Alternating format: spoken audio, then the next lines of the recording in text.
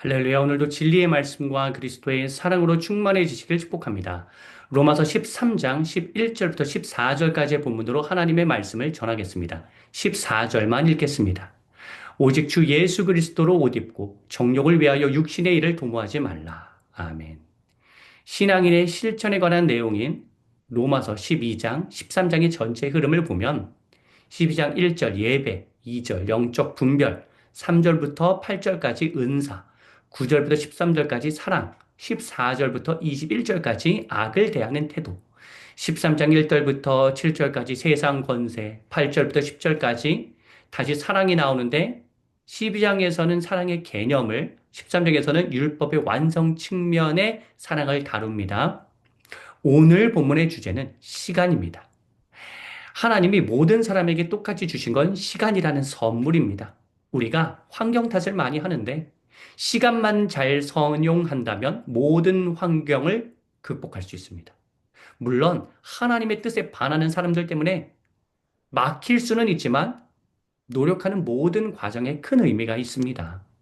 결과를 떠나서. 따라서 삶을 짧게 마감하게 되는 사람의 짧은 수고와 헌신도 매우 귀합니다. 그 자체로 하나님께서 칭찬하실 뿐만 아니라 죽음 이후에도 그 사람의 영향력은 여전히 살아있어서 그 사람을 통해서 성실해지고 착실해지는 사람들이 생겨나기 때문입니다.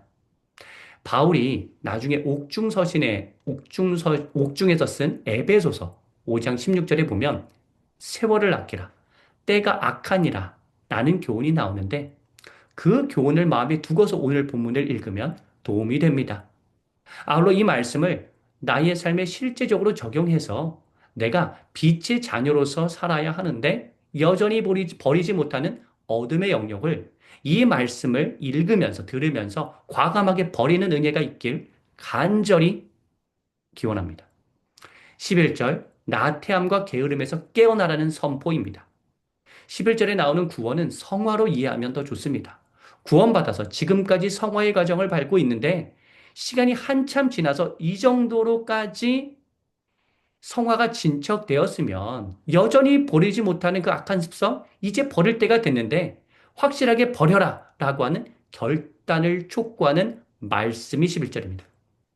12절, 밤이 깊다는 건 곧 낮이 도래할 것이라는 의미이죠.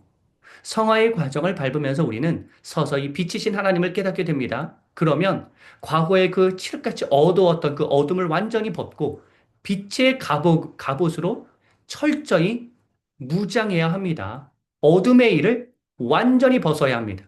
모두 벗어야 합니다. 그리스도인 대부분이 100% 악하지는 않습니다. 하지만 하나님은 늘 우리에게 이렇게 말씀하십니다. 왜? 예수님의 사랑으로 충만한 사람인데, 예수님의 사랑을 받았다라고 깨달은 사람인데, 여전히 버리지 못하는 악한 언행으로 인해서 100% 의로우신 하나님 앞에서 왜 100% 온전한 모습을 보이지 못하는 것이냐? 이 질문을 늘리게 하시죠. 여러분, 우리는 완전한 빛의 갑옷을 입어야 합니다. 튼튼한 갑옷이 아니라 여전히 여기에 허점, 저기에 허점이 있다면 두루다니며 삼킬 자를 찾는 사탄을 어떻게 완전히 제압할 수 있겠습니까? 이곳저곳에 있는 허점이 바로 당신이 극복해야 하는, 당신이 멀리하는 죄의 문제입니다. 이 정도의 허점은 괜찮다라고 여기면서 그렇게 지금 당신이 자주 짓고 있는 그 죄의 문제를 너무 이렇게 안일하게 생각하지 마십시오. 여러분, 반드시 그 문제를, 죄의 문제를 해결해야 합니다. 13절과 같이 성경에는 밤의 모티브로 죄의 문제를 다룹니다. 낮에는 멀쩡한데 밤만 되면 세상이 어두워지니 심신이 함께 어두워지는 사람들이 많습니다.